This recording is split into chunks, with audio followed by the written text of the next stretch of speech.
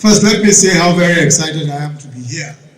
I don't think there is any place that is better to be than here in this place today, where there is so much talent, so much energy, and so much enthusiasm.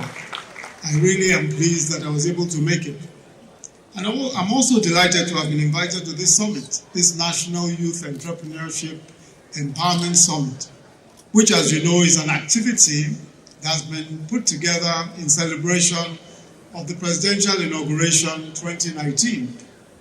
The specific objectives of this gathering, as you are aware by now, was amongst others to contribute to building your capacity as entrepreneurs in various businesses on the one hand, and also providing you some more information about what government is doing, especially the interventions that we're making in entrepreneurship, and also some of the purpose-built programs that government has for startups and also for small and medium-sized businesses. The federal government has in the past 4 years sought to prioritize several initiatives to improve the capacity of entrepreneurs and small businesses. These include the Government Enterprise and Empowerment Program, GEEP, Growth and Employment Project, the Youth Entrepreneurship Development Program, and several others spearheaded by the CBN, some by the Bank of Industry and the Federal Ministry of Industry, Trade and Investment. The truth is that a lot of these initiatives are not on scale. We have several initiatives and several thousands of people are benefiting. But to make the kind of impact we want to make, we simply have to do something that can deal with hundreds of thousands of people, as opposed to just a few thousand. And that's the reason why in the next 4 years, it's our intention to take a more active look at how to scale up the interventions of the federal government. That's why we're setting up an entrepreneurship bank, which is one of the key things, one of the key ways by which we can directly finance entrepreneurship. At the moment, a lot of entrepreneurship activity is built around the central bank or the Bank of Industry and several other banks. But we think that we need to devote a whole financial institution to looking at how to develop entrepreneurship and how to encourage small and medium-sized enterprises. In the past 3 days, you've been taught by some of the best in various businesses, most of them with very compelling stories. The subtext of every one of the stories that you must have heard is that it doesn't matter what the challenges you face may be. With some steadfastness, with some courage and innovation, your business will succeed. But let me add to your store of ideas, and I'm sure that you already have several. But let me just give you the advice of an old man, what an old man should tell you.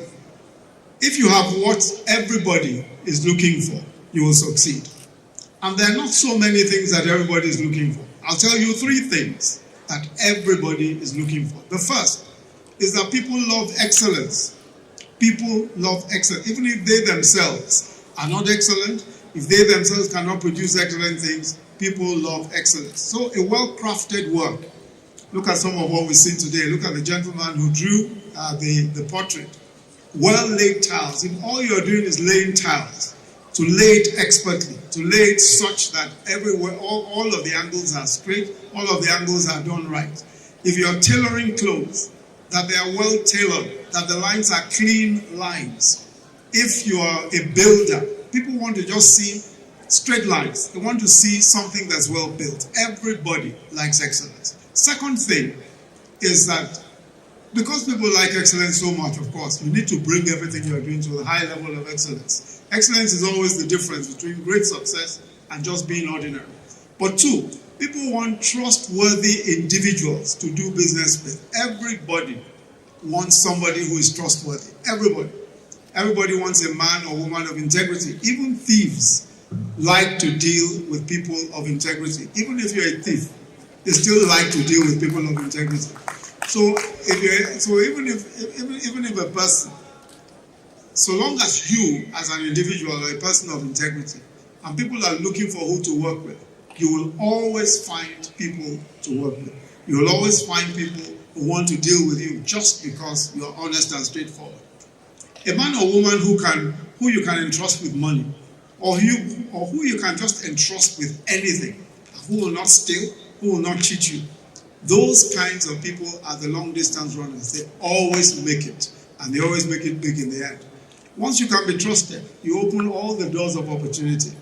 Finally, people are in search of hardworking and innovative people. People who make no excuses for late delivery. People who make no excuses for non-performance. There are just too many people all over the place doing small businesses who are full of excuses.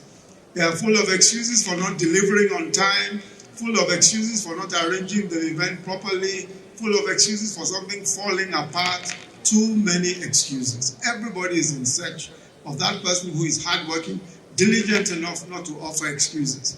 So if you can do, if you have any of these three things, as a matter of fact, if you have all three, these three attributes, I guarantee you that money will be running after you. The whole world is in search of men and women of excellence, men and women of integrity, and men and women who can work hard. We truly believe that our nation is as strong and as prosperous as the young people's skills and talents and their hard work. This nation is only